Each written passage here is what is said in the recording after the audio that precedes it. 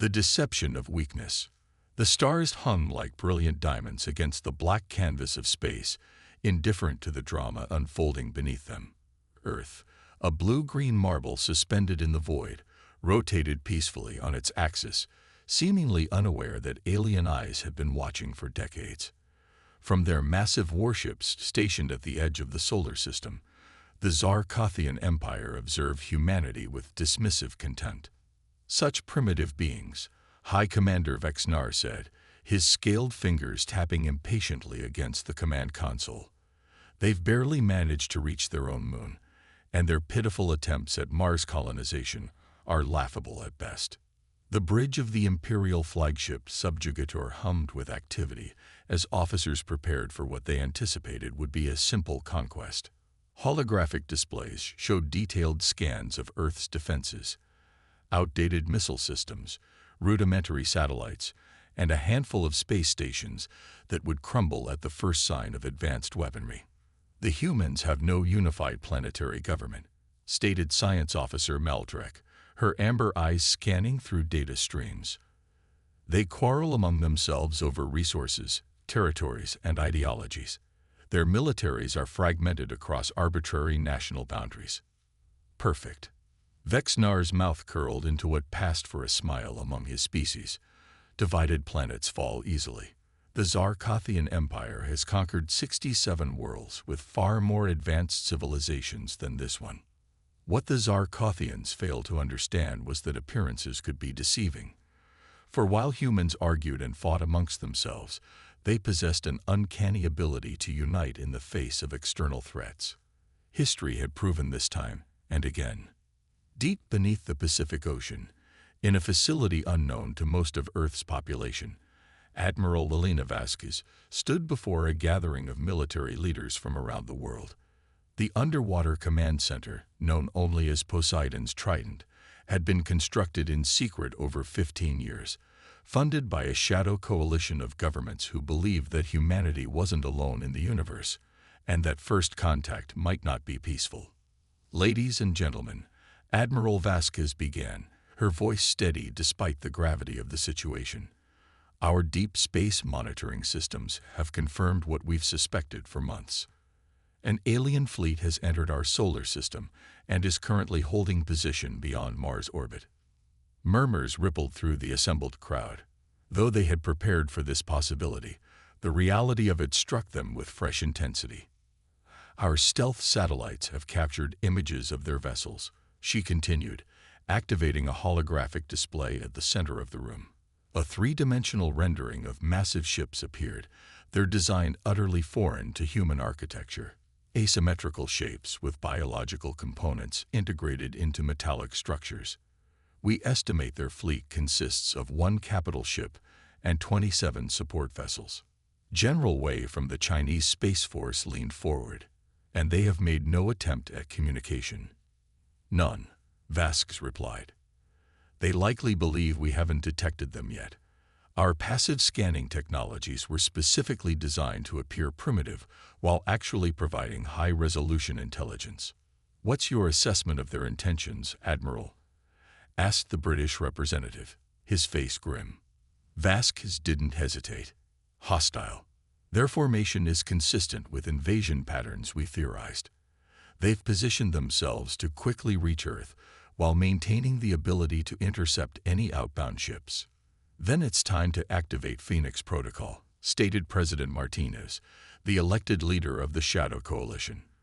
The room fell silent. Phoenix Protocol represented decades of preparation, trillions in secret funding, and the combined scientific genius of humanity's brightest minds working in concert. It meant revealing to the world that not only were they not alone in the universe, but that an invasion was imminent. Yes, Madam President. Vasquez nodded. The orbital defense platforms can be brought online within 6 hours. Our fleet is ready.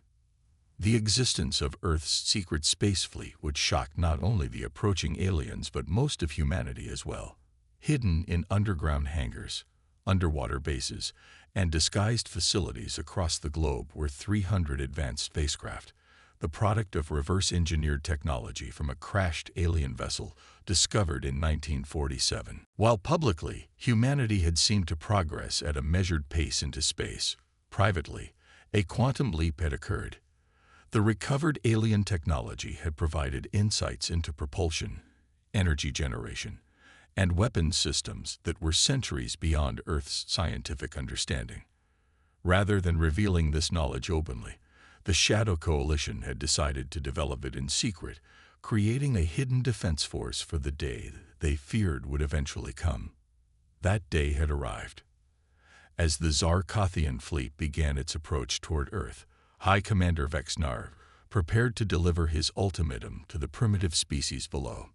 His message would be broadcast on all frequencies, translated into the major human languages. "Prepare the translation matrix," he ordered. "Let us inform these creatures of their new reality." On Earth, televisions, radios, cell phones, and computers suddenly activated on their own, displaying the alien commander's visage. His appearance sent shockwaves through humanity, a bipedal reptilian being with iridescent scales and multiple sets of eyes that blinked asynchronously. "People of Earth," the translation began, the alien's mouth movements not matching the words. "I am High Commander Vexnar of the Zarkothian Empire. Your world has been selected for integration into our dominion. Your resources will serve the greater glory of our empire, and your people will be assigned appropriate roles within our societal structure." Around the world, panic erupted. Emergency services were overwhelmed with calls, religious leaders proclaimed the end times, and military forces scrambled to high alert. "Resistance is futile and illogical," Vexnar continued. "Our scans indicate your technology is primitive and your defenses negligible. To demonstrate our power, we will now disable your global communication networks." A beam of energy lanced down from one of the smaller Zarkothian vessels, striking a point in the Pacific Ocean.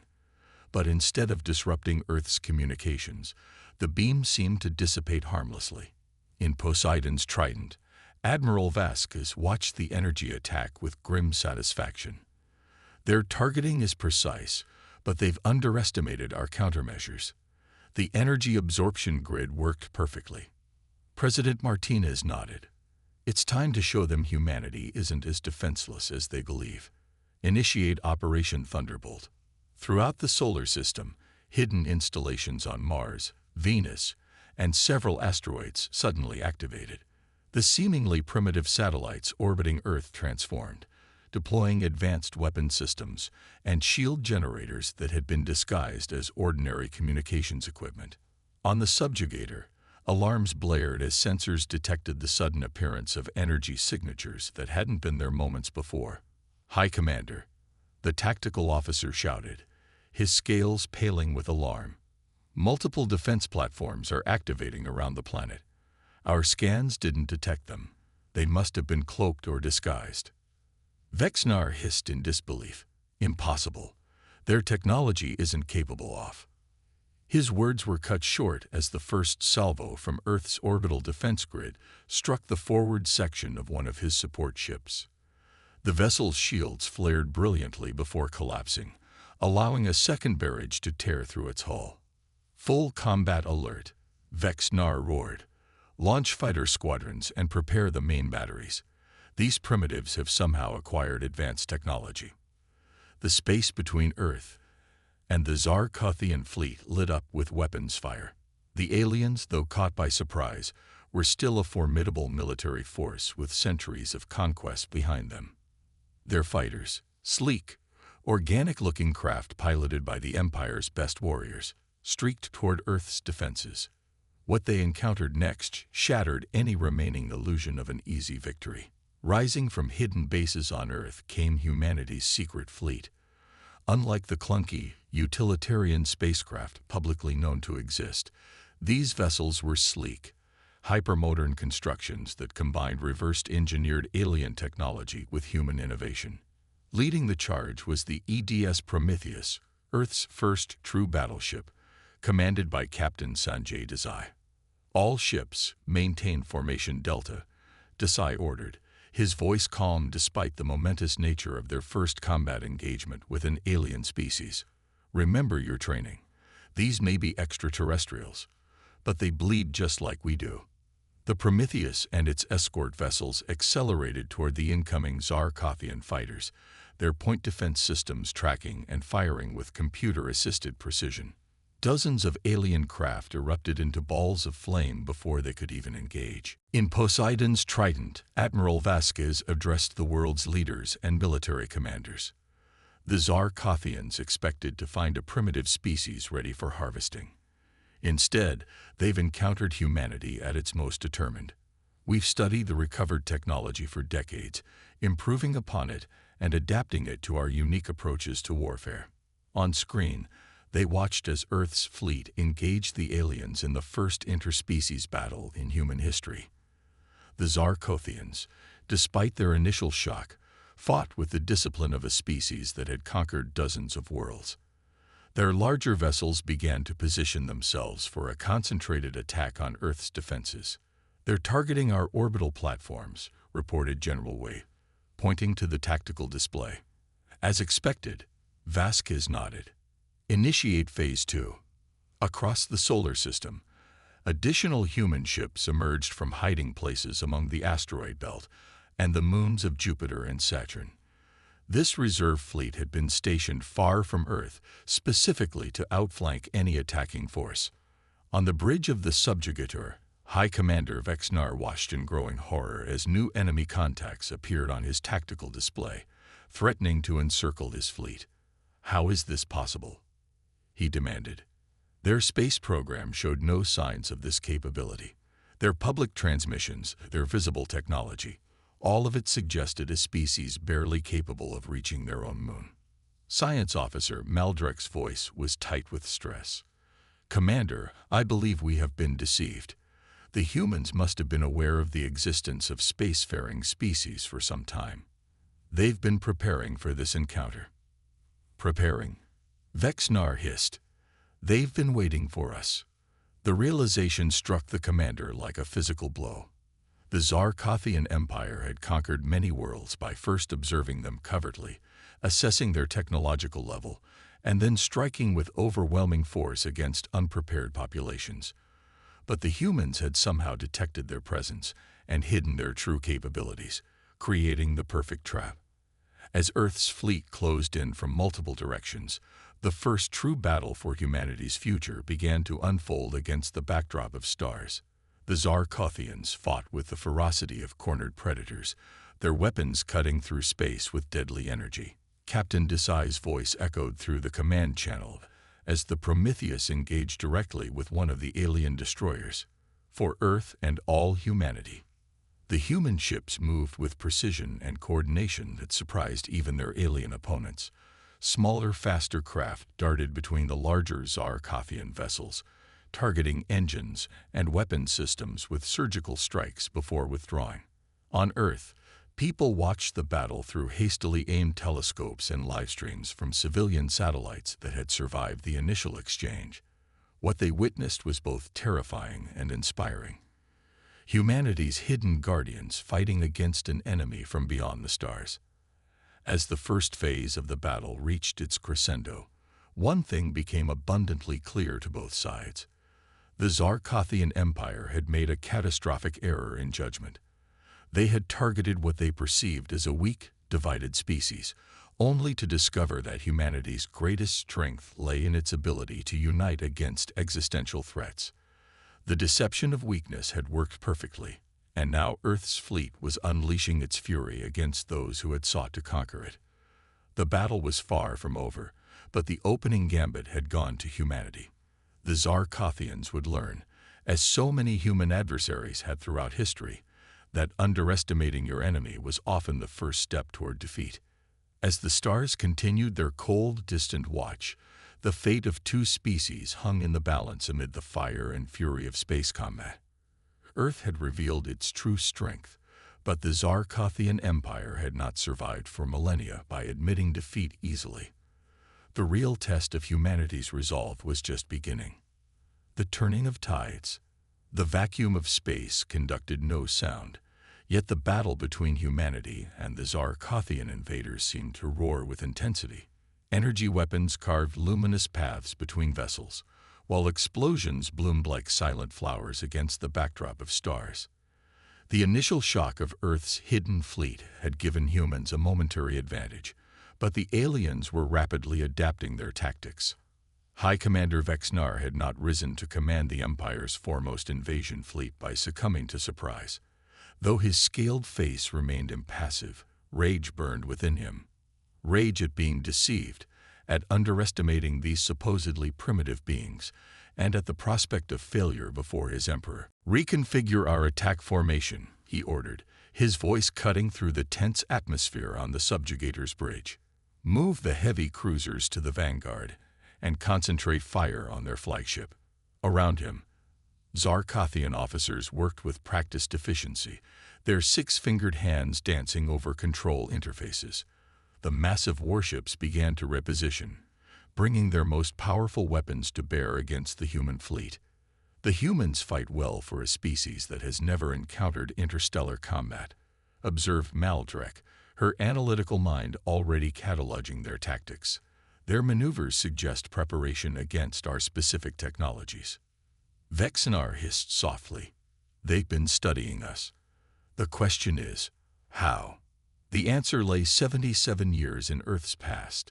In 1947, a Zarkothian scout ship had crashed in the southwestern United States.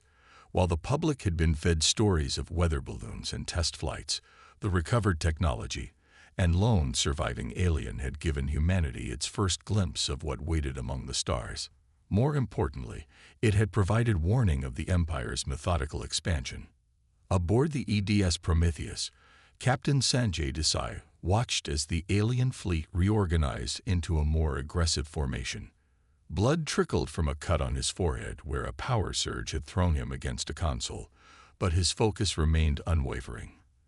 "They're adapting quickly," Lieutenant Commander Olivia Chen noted from the tactical station. "Their heavy vessels are forming a spearhead aimed directly at us." Desai nodded grimly. "They've identified us as the command ship. Standard military doctrine. Cut off the head and the body falls."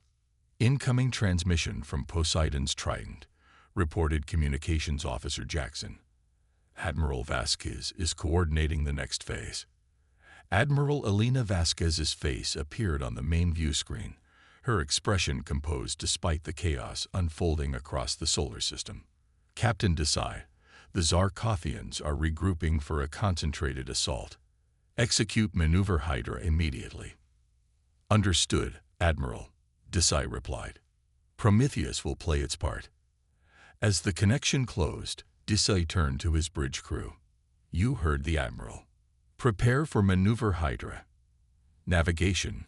Plot a direct course toward the Zarkothian flagship. Weapons. I want all forward batteries ready to fire the moment we're in range." Lieutenant Commander Chen looked up in surprise. "Sir, are we really going to challenge their flagship directly?" Desai finished with a tight smile. "That's exactly what they expect us to do. And sometimes, the best way to spring a trap is to walk into it knowingly." Throughout Earth's hidden fleet, similar orders were being relayed. Ships began to converge, apparently marshalling for a direct assault against the Zarkothian front line. It was a textbook response to the aliens' formation, and precisely what High Commander Vexnar anticipated. "The humans are gathering their forces for a frontal assault," the tactical officer reported on the subjugator. "They intend to break through our forward line." Vexnar's multiple eyes narrowed. "Predictable. Prepare the gravity well generators. When their fleet commits to the attack, activate the generators and immobilize them. Then we will destroy them at our leisure." The gravity well generators were one of the Zarkothian Empire's most effective weapons against less advanced species. By creating localized distortions in spacetime, they could effectively anchor enemy vessels in place, rendering them unable to maneuver, while Zarkothian weapons tore them apart. What Vexnar didn't know was that humanity had already encountered this technology in the recovered scout ship from 1947. And they had spent decades developing countermeasures. As Earth's main fleet accelerated toward the Zarkothian front line, the Prometheus took point, its advanced shields glowing with absorbed energy as enemy weapons fire intensified. Behind it, dozens of human vessels followed in tight formation, presenting what appeared to be an all-or-nothing gambit to break through the alien line. "They're taking the bait," Desai observed, watching the tactical display as the Zarkothian ships shifted to receive their charge. "Time until they activate their gravity wells. Based on their power signatures, approximately 40 seconds, Chen reported. Desai nodded. "Perfect. All ships, prepare to execute Hydra on my mark." The distance between the opposing fleets narrowed rapidly. On the subjugator, Vexnar watched with growing satisfaction as the humans committed more fully to their doomed assault. "Gravity well generators at full power," his weapons officer confirmed. "Ready to activate on your command." "Wait until they're fully committed," Vexnar ordered. "I want their entire fleet caught in our net." The human ships continued their headlong rush toward the Zarkothian line, apparently oblivious to the trap awaiting them. When the lead vessels were less than 30 seconds from contact, Vexnar gave the order. "Activate gravity wells now." Space itself seemed to warp and distort as the Zarkothian technology engaged, creating invisible barriers of altered gravity that would hold the human fleet in place.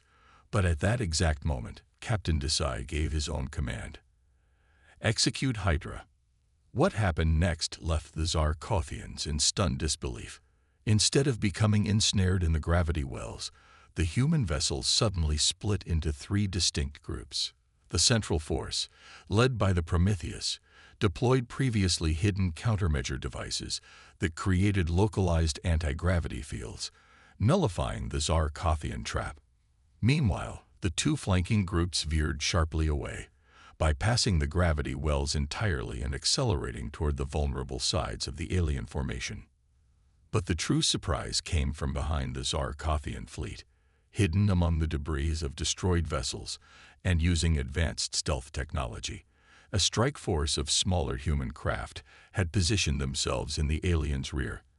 As the main fleet executed their split maneuver, these hidden vessels powered up and launched a devastating attack on the Zarkothian engines and rear defenses. "We're under attack from multiple vectors," shouted the Zarkothian tactical officer, his normally composed demeanor cracking. "Human vessels have appeared behind us. Our rear shields are failing." For the first time in his long military career, Vexnar felt a cold tendril of fear slither down his spine. How did they bypass our sensors? Where did those ships come from? The answer was simple but devastating. Earth had been preparing for this moment far more thoroughly than the Zarkothians could have imagined. The recovered technology from 1947 had included detailed information about Zarkothian sensor capabilities and their limitations. For decades, human scientists had refined stealth technologies specifically designed to exploit these blind spots. On the Prometheus, Captain Desai allowed himself a tight smile as he watched maneuver Hydra unfold exactly as planned. All ships pressed the advantage. Target their propulsion systems and weapons arrays. Earth's fleet moved with coordinated precision, hammering the now surrounded Zarkothian vessels from multiple directions. The aliens fought back ferociously, their superior firepower claiming several human ships in devastating explosions. But for every human vessel lost, the Zarkothians suffered greater damage as they struggled to defend against attacks coming from all sides. In Poseidon's Trident, Admiral Vasquez and the assembled world leaders watched the battle with tense anticipation. The holographic display showed the Zarkothian fleet beginning to lose cohesion as Earth's forces exploited their technological countermeasures and tactical surprise. "We've bloodied their nose," General Wei observed, "but the Zarkothians still have significant firepower. Their flagship appears largely undamaged."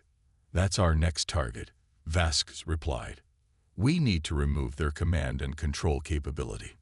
On the subjugator, High Commander Vexnar was reaching a similar conclusion about the human flagship. If he could destroy the vessel coordinating this unexpectedly effective attack, perhaps he could still salvage the situation.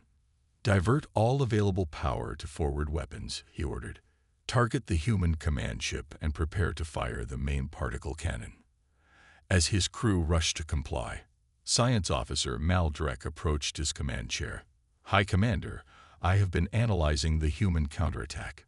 Their level of preparation suggests they have intimate knowledge of our technologies and tactics. Your point? Vexnar snapped, his patience wearing thin. My point, Commander, is that they could only have obtained such knowledge from Zarkothian sources.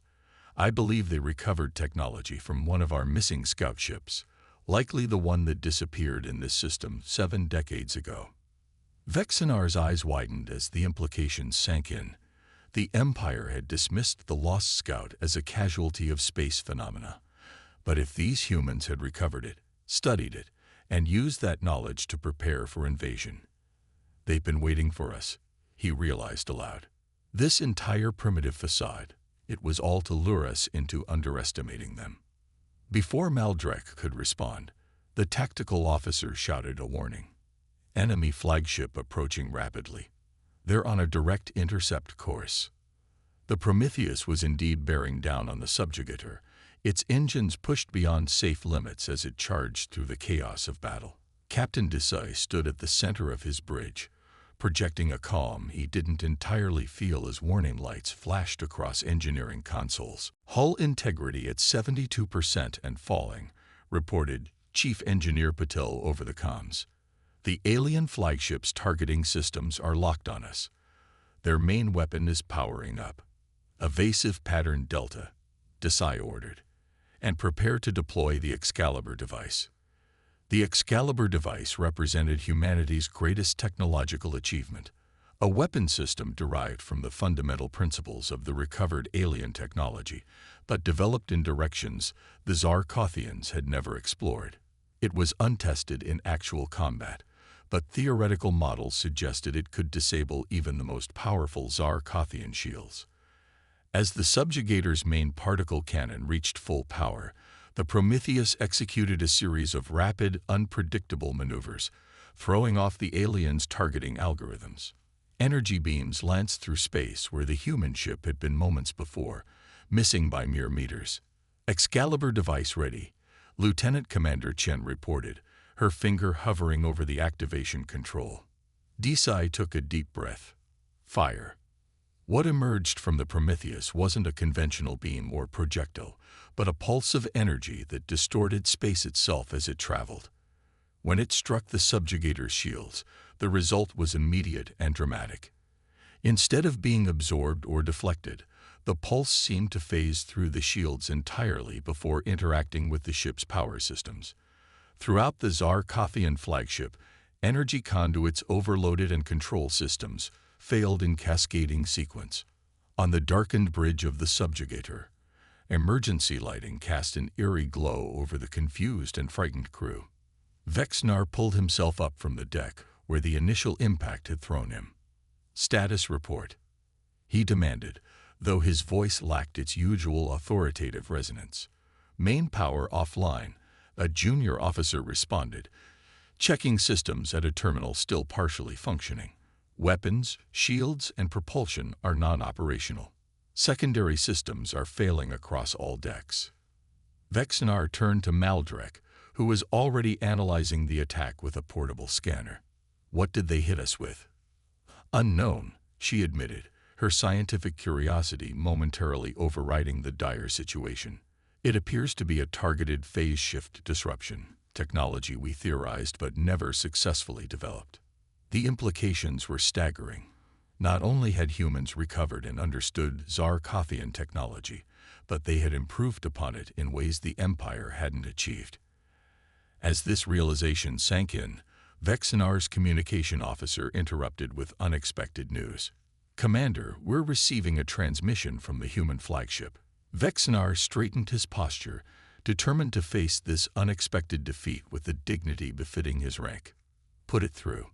The main view screen flickered to life, revealing Captain Sanjay Desai standing on the bridge of the Prometheus. Despite the damage evident around him, the human officer stood tall, his expression resolute but not triumphant. High Commander Vexnar, Desai began. This is Captain Sanjay Desai of the Earth defense ship Prometheus. Your vessel has been disabled, and your fleet is surrounded. I am offering you the opportunity to surrender and spare the lives of your crew. Vexinar's first instinct was to reject the offer outright. Zarkothian commanders did not surrender. But as he looked around at his damaged ship and the tactical display showing the remnants of his once proud fleet being systematically dismantled by human forces, pragmatism overrode pride. You have proven formidable adversaries, Captain, Vexnar acknowledged, more so than any species we have encountered in generations. We did not seek this conflict, Desai responded, but we have prepared for it since we first became aware of your empire's existence. The scout ship that crashed on our world in 1947 contained enough information for us to understand the threat you posed. Vexinar's eyes narrowed. So Maldrek was correct. You've been studying us for decades. Yes, and we learned that the Zarkothian Empire respects strength above all else. We knew that appearing weak would invite attack, so we created a deception while building our true defenses in secret.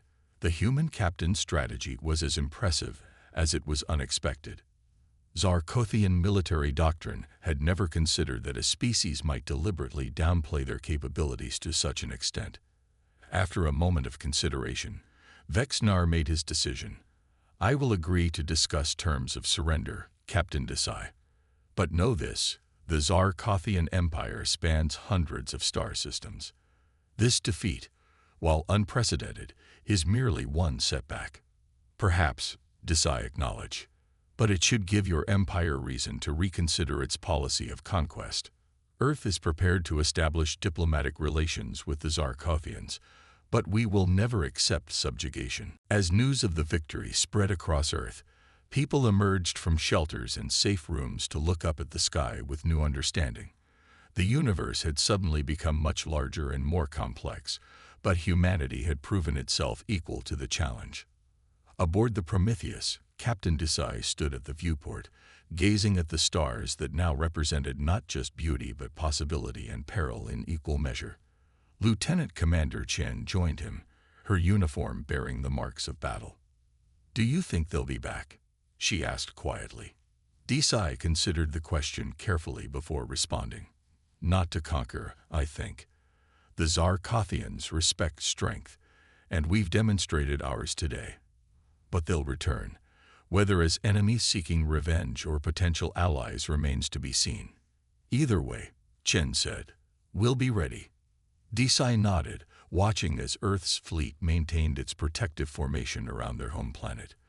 The deception of weakness had served its purpose, forcing the Zarkothians to confront a truth that countless human adversaries throughout history had learned the hard way. Appearances can be deceiving, and those who are underestimated often prove the most formidable. In the vast expanse of space, as shuttlecraft transferred Zarkothian officers to human vessels for the formal surrender, a new chapter in humanity's story was beginning. Earth had revealed its strength, defended its freedom, and earned its place among the stars not through conquest, but through the determination to remain free. The message to the galaxy was clear. Earth might have appeared weak, but targeting it had been a grave mistake, one the Zarkothian Empire would not soon forget.